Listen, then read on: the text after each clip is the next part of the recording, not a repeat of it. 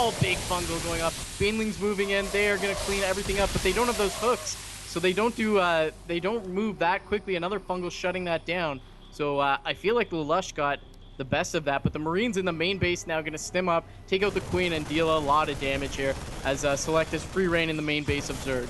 Yeah, he's going to take a really long time moving his units into position. There is a Spore Caller out that's sort of getting that medevac, but it does walk away with all of its Marines -1, I think, and he's going to have to hold on to this army right here.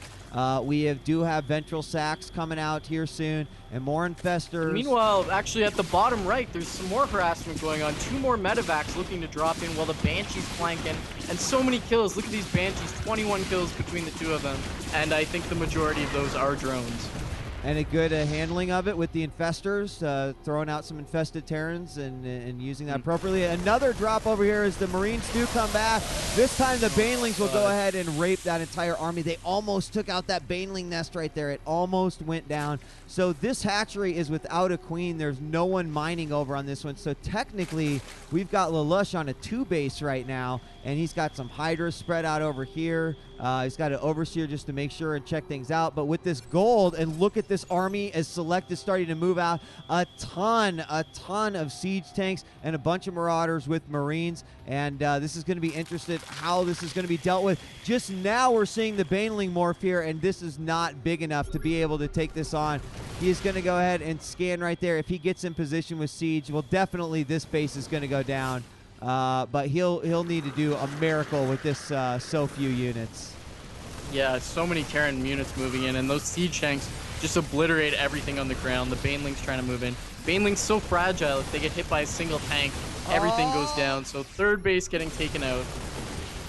Yeah, and no Lings there to really help those Banelings, so they just got focused down by all those Marines, and if the Banelings would have taken out the Marines, all that would have been left is all those siege tanks, and there could have been something done here. Now we have more Banelings being morphed. Another Queen is coming out. These Hydras still watching up front. Looks like some Lings did get in to do some poking, but you see here's those Marines stop that real short. So here we go. Another push is going to come in, and this could be it for LaLush right here, as we are going to have a forward siege, and this is a horrible position to be in. I don't care what race you are. Having those siege tanks knocking at your front door is the worst. They continually just juggle on their way up, and nice fungal coming out. We are going to get a Baneling drop here on these back, but it's not going to do a ton of damage. You still got to move forward, and look at that Zerg army decimated. Those siege tanks were just too far back and chill. I think that might be it. Yeah, just so many siege tanks, and the way Select is playing is just amazing. You know, he never felt any pressure.